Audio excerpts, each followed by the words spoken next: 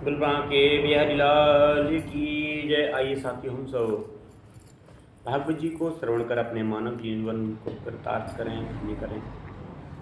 कृष्णाय वासुदेवाय हरये परमात्मने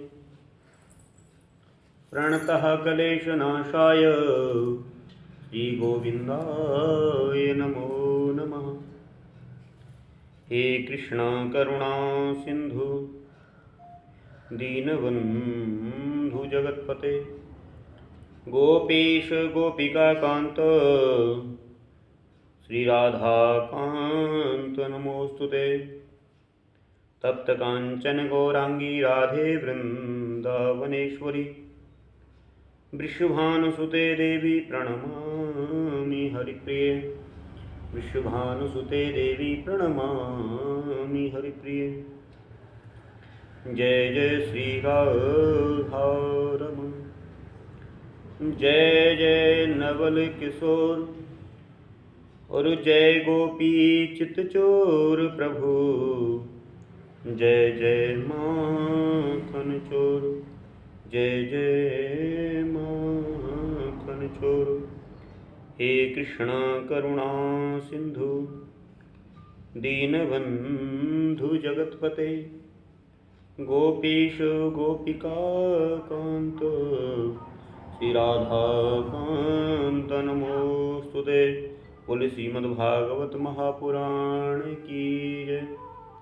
श्री सुखदेव जी महाराज की जय।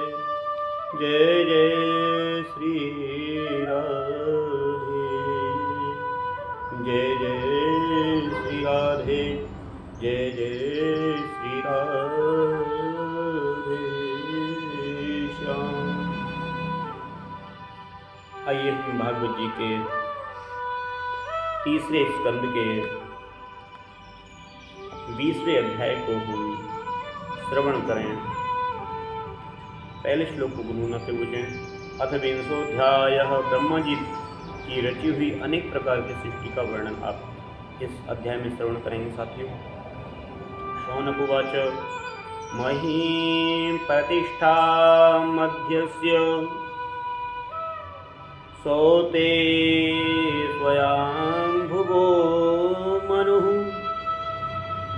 कान्यन्वतिष्ठद्वारिणी मार्गायावर्जन्मनो। शौनक जी कहते हैं कि सूत जी, प्रतिरूप आधार पाकर स्वयंभू मनु ने आगे होने वाली संतति को उत्पन्न करने के लिए किन किन उपायों का अवलंबन किया। विदुर जी बड़े ही भगवत भक्त और भगवान श्री कृष्ण के अनन्य सुहृद थे, इसलिए उन्होंने अपने बड़े भाई धृतराष्ट्र को उनके पुत्र दुर्योधन के सहित भगवान श्री कृष्ण का अनादर करने के कारण से अपराधी समझकर त्याग दिया था। वे महर्षि द्वैपायन के पुत्र थे और महिमा में उनसे किसी प्रकार कम नहीं थे तथा सब प्रकार भगवान श्री कृष्ण के आश्रित और कृष्ण भक्तों के अनुरागी थे। तीर्थ सेवन से उनका अंतःकरण और भी शुद्ध हो गया था।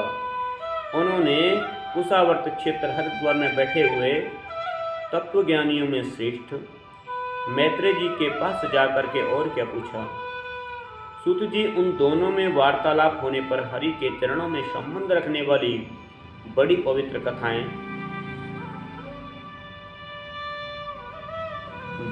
कथाएं हुई होंगी, जो उन्हें चरणों से निकले हुए गंगा जल के समान संपूर्ण पापों का नाश करने वाली होंगी। सूत जी, आपका मंगल हो। आप हमें भगवान के वो पवित्र कथा सुनाइए। प्रभु के उदार चरित्र तो कीर्तन करने योग्य हैं। भला ऐसा कौन रसिक होगा जो हरि के लीलामृत का पान करते करते तृप्त हो जाए।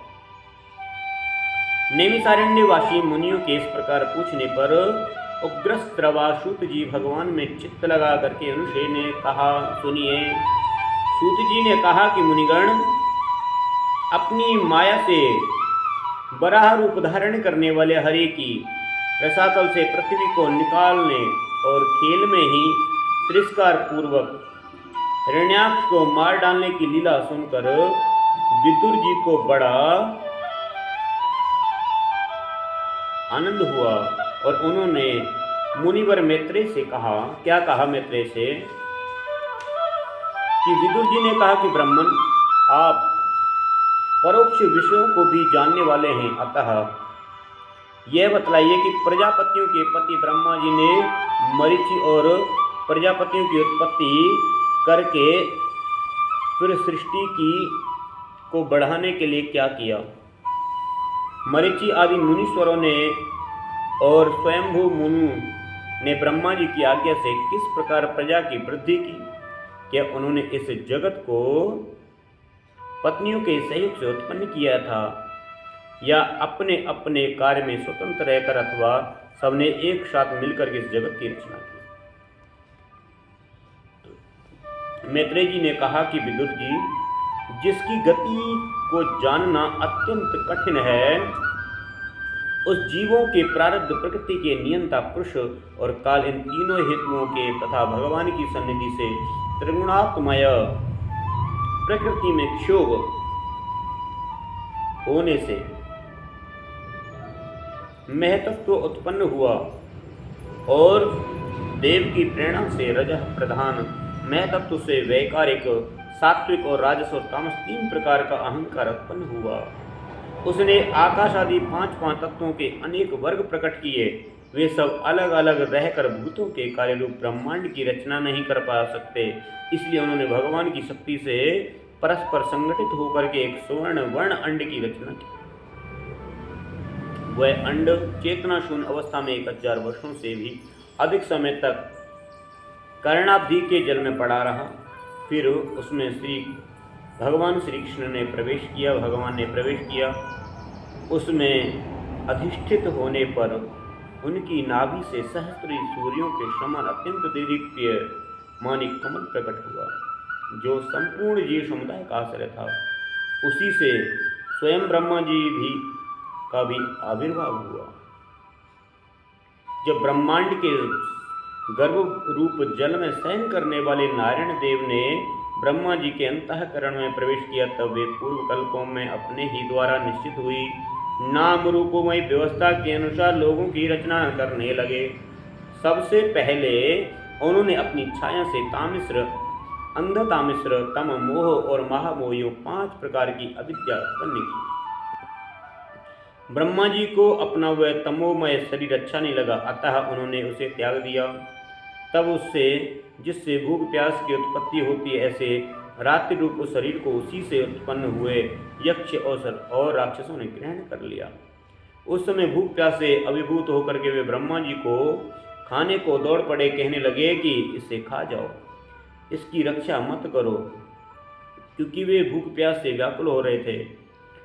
ब्रह्मा जी ने घबरा कर उनसे कहा कि अरे यक्ष राक्षसों, तुम मेरी संतान हो, इसलिए मुझे भक्षण मत करो, मेरी रक्षा करो। उनमें से जिन्होंने कहा खा जाओ वे यक्ष हुए, और जिन्होंने कहा रक्षा करो वे राक्षस कहलाए, रक्षा मत करो वे राक्षस कहलाए। फिर ब्रह्मा जी ने सात्विक की प्रभा से देदीप्यमान होकर के मुख्य मुख्य देवताओं की रचना की। उन्होंने क्रीड़ा करते हुए ब्रह्मा जी के त्याग ने पर उनका वह दिन रूप प्रकाश में शरीर ग्रहण कर लिया। इसके पश्चात ब्रह्मा ने अपने जघन देश से कामाशक्त असुरों को उत्पन्न किया। वे अत्यंत कामलोलुप होने के कारण उत्पन्न होते ही मैथुन के लिए ब्रह्मा जी की ओर चले। यह देखकर पहले तो वे हंसे, किंतु फिर उन निर्लज्ज असुरों को अपने पीछे लगा देख भयभीत और क्रोधित होकर के बड़े जोर से भागे। तब उन्होंने भक्तों पर कृपा करने के लिए उनकी भावना के अनुसार दर्शन देने वाले शरणागत वत्सलवर दायक श्री हरि के पास जाकर कहा कि परमात्मा मेरी रक्षा करें, परमात्मा मेरी रक्षा कीजिए। मैंने तो आपकी ही आज्ञा से प्रजा उत्पन्न की थी, किंतु यह तो पाप में प्रवृत्त होकर के मुझको ही तंग करने लगी है। नाथ, एकमात्र आप ही दुखी जनों का दुख दूर करने वाले हैं। आपकी चरण शरण में नहीं आते, उन्हें दुख देने वाले भी मत आप ही हैं। तो प्रभु तो प्रत्यक्षवत सबके हृदय की जानने वाले हैं। उन्होंने ब्रह्मा जी की आतुरता देख करके कहा कि तुम अपने इस काम कलुषित शरीर को त्याग दो। क्यों? क्योंकि जो तुम्हारा शरीर है वो काम से कलुषित शरीर को त्याग दो। भगवान के यूं कहती उन्होंने वह शरीर भी छोड़ दिया। ब्रह्मा जी का छोड़ा हुआ वह शरीर एक सुंदरी स्त्री संध्या देवी के रूप में परिणित हो गया।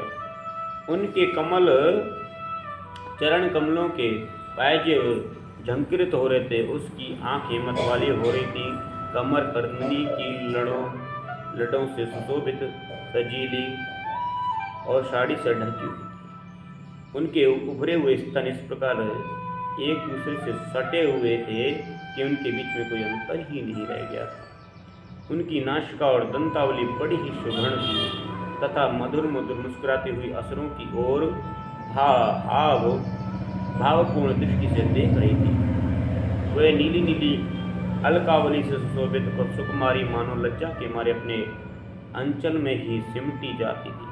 विदुर जी उस सुंदरी को देख करके सब के सब असुर मोहित हो गए। हो, इसका कैसा विचित्र रूप, कैसा अलौकिक धैर्य, कैसी नई अवस्था है। देखो, हम काम पीड़ितों के बीच में कैसी बेपरवाह सी विचर रही है। इस प्रकार से उन कुबुद्धि दैत्यों ने स्त्री रूपणी संध्या के विषय में तरह तरह के तर्क वितर्क करके पीछा। फिर उसका बहुत आदर करते हुए प्रेम पूर्वक पूछा, सुंदरी तुम कौन हो और किसकी पुत्री हो भामिनी? यहाँ तुम्हारे आने का क्या प्रयोजन है? तुम अपने अनुरूप रूप का ये बेमोल सौदा दिखाकर हम अभागों को क्यों तरसा रही हो? अवले, तुम कोई भी क्यों ना हो, हमें तुम्हारा दर्शन हुआ ये बड़े सौभाग्य की बात है।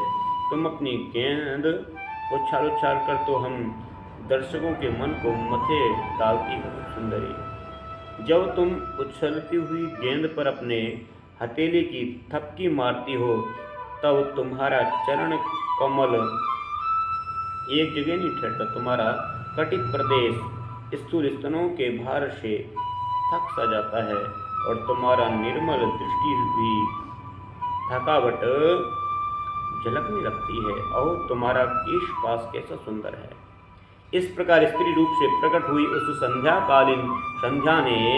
सायंकालीन संध्या ने उन्हें अत्यंत कामासक्त कर दिया और उन मूढ़ों ने उसे कोई रमणी रत्न समझ करके ग्रहण कर लिया।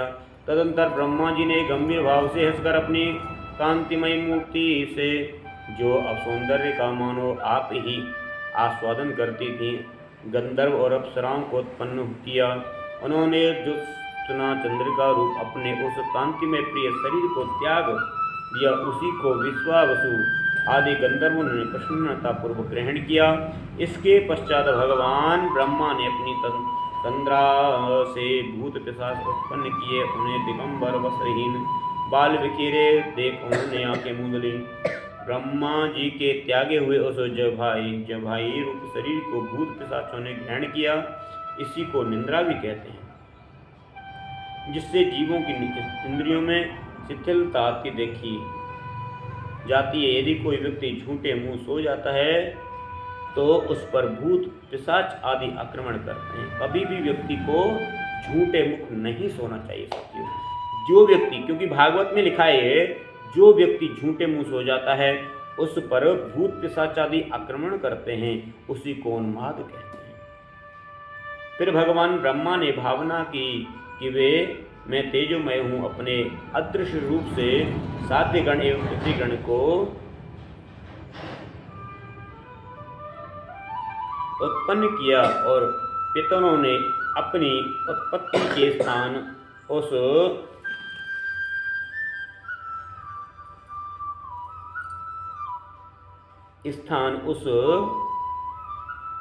स्थान को जैसे ही उन्होंने देखा है तो क्या किया है,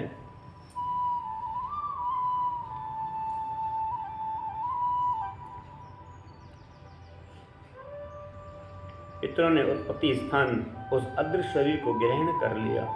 इसी को लक्ष्य में रख करके पंडित जन श्राद्धादि के द्वारा पितर और साध्य गणों को क्रमशः कव्य पिंड और हव्य अर्पण करते हैं। अपनी तिरोधान शक्ति से ब्रह्मा जी ने सिद्धि और विद्याधरों की सृष्टि की और उन्हें अपना अंतर्धान नामक अद्भुत शरीर दिया। एक बार ब्रह्मा जी ने अपना प्रतिबिंब देखा, तब अपने को बहुत सुंदर मानकर उस प्रतिबिंब से किन्नर और किम पुरुष उत्पन्न किए। उन्होंने ब्रह्मा जी के त्याग देने पर उसका वह प्रतिबिंब शरीर ग्रहण किया। इसके लिए वे सब उस काल के अपनी पत्नियों के साथ मिलकर के ब्रह्मा जी के गुण कर्म आदि का गान किया करते हैं। एक बार ब्रह्मा जी सृष्टि की वृद्धि न होने के कारण से बहुत चिंतित होकर के हाथ पैर आदि अवयवों को फैलाकर लेट गए और क्रोध बस उस भोगमय शरीर को त्याग दिया। उससे जो बाल झड़ करके गिरे हुए अही हुए और उनके हाथ पैर से सिकोड़ कर चलने से क्रूर स्वभाव सर्प और नाग हुए, जिनका शरीर फण रूप से कंधे के पास बहुत फैला होता है। एक बार ब्रह्मा ने अपने को कृतकृत्य सा अनुभव किया। उस समय अंत में उन्होंने अपने मन से मनु की सृष्टि की। ये सब प्रजा की वृद्धि करने वाले हैं। मनस्वी ब्रह्मा ने उनके लिए अपना पुरुषाकार शरीर त्याग दिया। मनुओं को देख करके उनसे पहले उत्पन्न हुए देवता गंधर्वादी ब्रह्मा जी की स्तुति करने लगे। वे बोले, विश्वकर्मा ब्रह्मा जी, आपकी यह मनुओं की सृष्टि बड़ी ही सुंदर है। क्यों? क्योंकि इसमें अग्निहोत्र आदि सभी कर्म प्रतिष्ठित हैं। इसकी सहायता से हम भी अपना अन्न हविर्भाग ग्रहण कर सकते हैं। फिर आदि ऋषि ब्रह्मा ने इंद्रिय संयम पूर्वक तप विद्या योग और समाधि से उत्पन्न हो अपनी प्रिय संतान ऋषिगण की रचना की और उनमें से प्रत्येक को अपने समाधि योग ऐश्वर्य तप विद्या और वैराग्य में शरीर का अंश दिया। श्रीमद्भागवते महापुराणे पारमहंस्यां सीतायां तृतीय स्कंदे विंशोऽध्याय। हरे कृष्ण कृष्ण कृष्ण हरे हरे, हरे राम राम राम हरे हरे।